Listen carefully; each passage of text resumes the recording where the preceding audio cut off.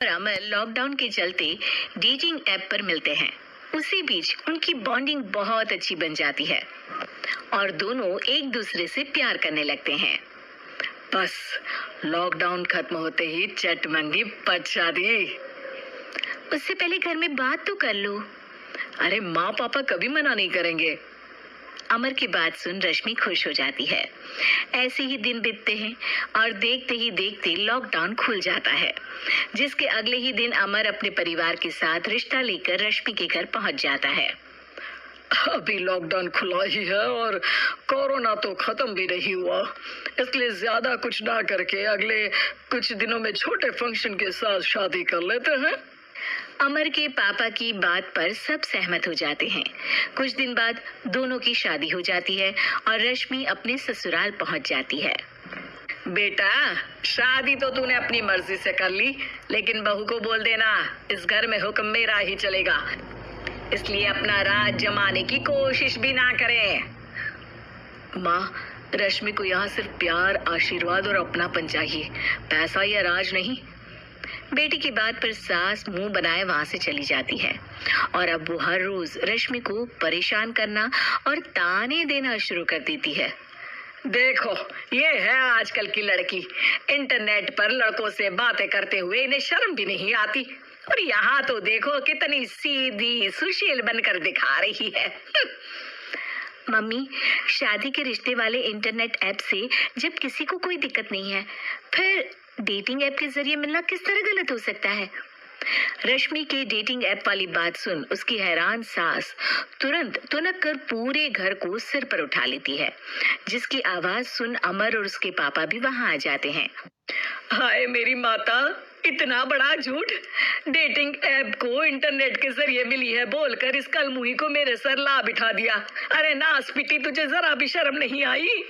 वहां न जाने कितने लड़कों से गुलू गुलू करके तुझे मेरा ही लड़का मिला था फंसाने के लिए।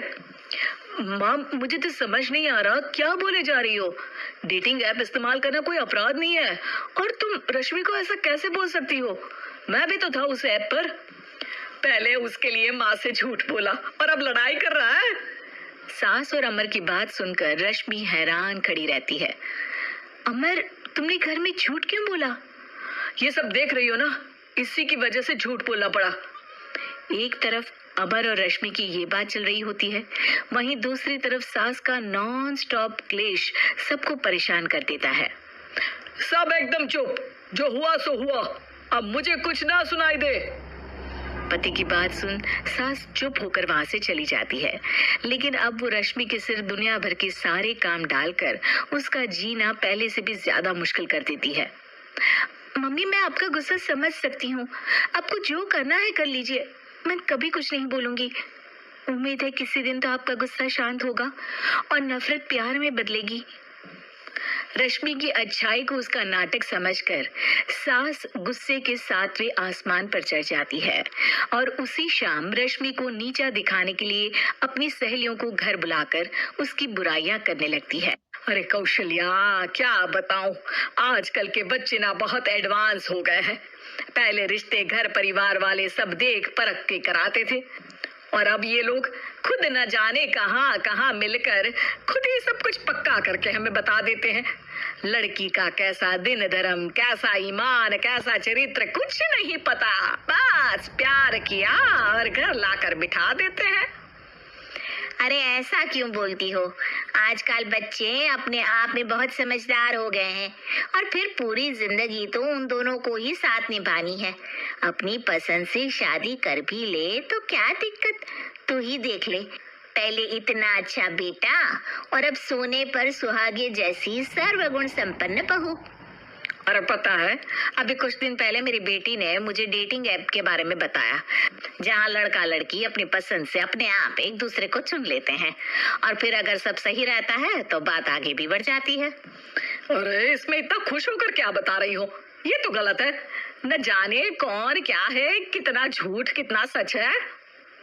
अरे पर सोचो, जब तुम किसी के बताए रिश्ते को देखने जाते हो, तो क्या एक ही बार देखने से सच झूठ का पता लगा सकती हो? जरूरी नहीं कि बच्चों का लिया फैसला हमेशा गलत हो। अरे बहुत बार हमसे भी तो गलत फैसले होते हैं ना। अच्छे बुरे लोग तो हर जगह मिल सकते हैं, फिर इसमें सिर्फ बच्चे ही गलत कैसे?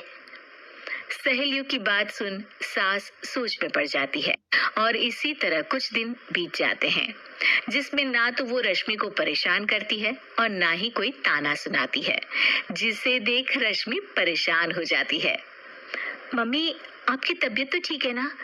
कुछ दिनों से देख रही हूँ आप मुझे कुछ बोलती ही नहीं। तो मेरा परेशान करना ज्यादा अच्छा लगता है क्या? नहीं, आपकी शांति उससे ज्यादा परेशान कर रही है। शांति इसलिए है क्योंकि मुझे एहसास हो गया है कि गलत तुम लोग नहीं, मेरी सोच है। प्यार तो एक सुंदर एहसास और शादी खूबसूरत साथ है। अगर ये साथ सच्चा है तो कहीं पर भी किसी भी तरह जुड़ा हो उससे कोई फर्क नहीं पड़ता। आप कौन है? इतनी अच्छी बातें मेरी पत्नी तो नहीं बोल सकती।